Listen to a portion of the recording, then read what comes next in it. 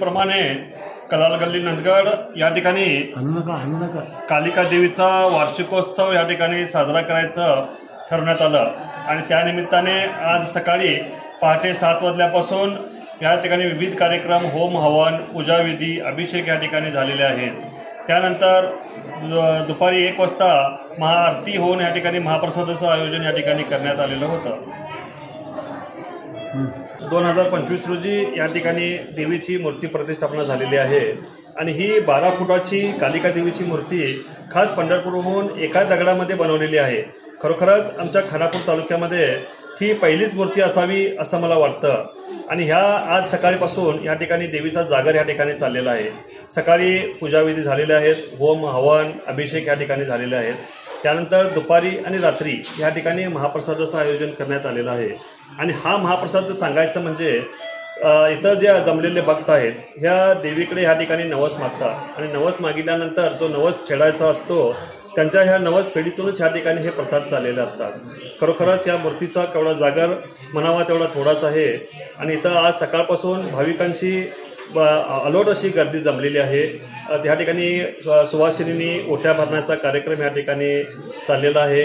आता आज रात्री असा खास साताऱ्याहून या ठिकाणी देवीचा जागर करण्यासाठी या ठिकाणी गोंधळी मागवलेले आहेत आणि खरोखरच आम्हाला सांगायला अत्यंत होतो, मागील लक्ष्मी यात्रा कमिटीमध्ये या ठिकाणी जो गोंधळ या ठिकाणी आयोजित केलेला होता त्याच पद्धतीचा गोंधळ या ठिकाणी साताऱ्याहून मागवलेला आहे आणि ह्या गोंधळाचा लाभ भाविकांनी घ्यावा अशी मी उत्सव कमिटीकडून या ठिकाणी सांगू इच्छितो। कालिका देवी ही एक नवसाला पावणारी देवी आहे।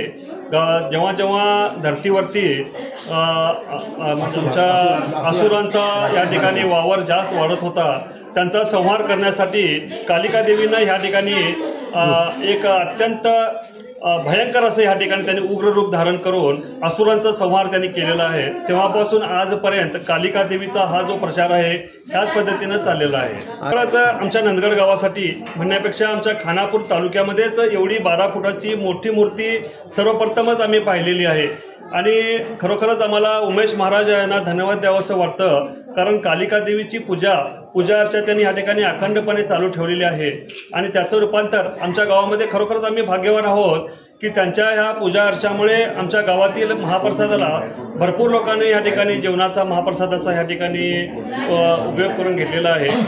अत्यंत धन्य वाटलेलं आहे।